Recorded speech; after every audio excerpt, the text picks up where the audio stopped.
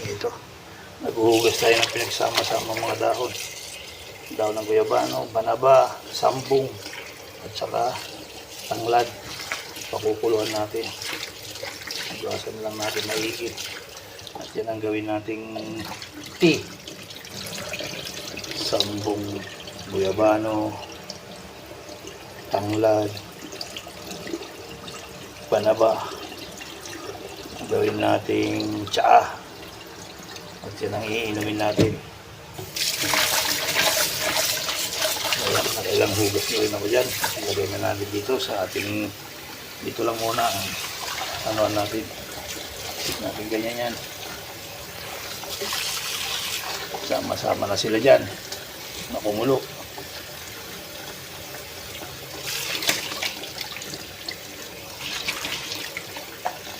Dito lang tayo nagpapakulo para mabilis kumulo. Siksakin natin para maganda yung pagkakakulo niya mamaya. Siksakin natin sa ilalim. Yan, pakuluan na natin. Salang natin.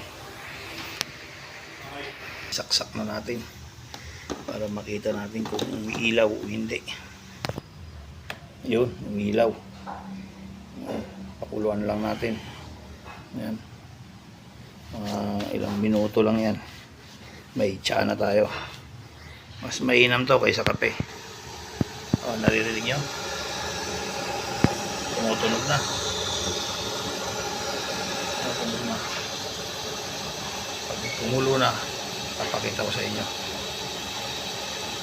Ayan. Yan, lakay, kumukulo na. Pag nawala yung ilaw, kulo na yan, luto na yan.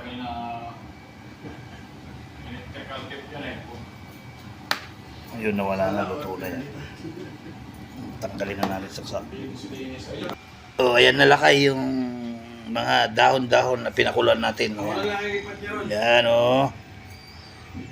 May tea na tayo. May tsaa, sambong, guyabano, tanglad, at banaba. O, yan. Halo-halong dahon yan. Yan muna. Mas maganda to kaysa magkape tayo. Sa tingin ko sa palagay ko. O yan lakay. Good morning. I-try nyo sa inyo to. Kung anong benefits makukuha nyo. I-try nyo lang. Bago kayo kumain ng breakfast. Bago kayo magtanghalian. Bago kayo maghapunan. 3 beses sa maghapon kayo uminom nito.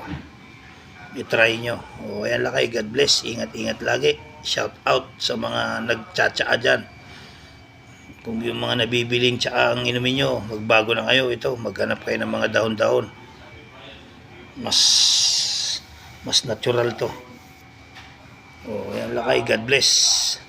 God bless sa baser ko. God bless din sa subscriber ko. Ingat kayo lagi and adjourn. Ayan na lakay. Yung mga halo-halong dahon. Sambong, banaba, guyabano, tanglad. Ayan. I-try nyo rin sa inyo to. Mas maganda to kaysa kape.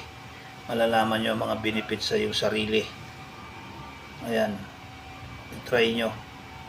Kaysa magkape kayo, kaysa magtsaa. Hindi ko naman sinasabi kasi alam ko maraming nagmamahal sa kape. Ito naman, sari-saring dahon, natural. Wala nang preservative to. Basta pinitas mo, hugasan mo, pakuluan mo. Yan ang sambong, banaba, tanglad, guyabano. Kulang pa nga ito kasi wala pa yung dahon ng mangga, wala pa yung dahon ng bayabas, malunggay, wala. O yan lakay, God bless. Shout out sa baser ko, shout out sa subscriber ko. God bless, ingat kayo lagi, adjourn.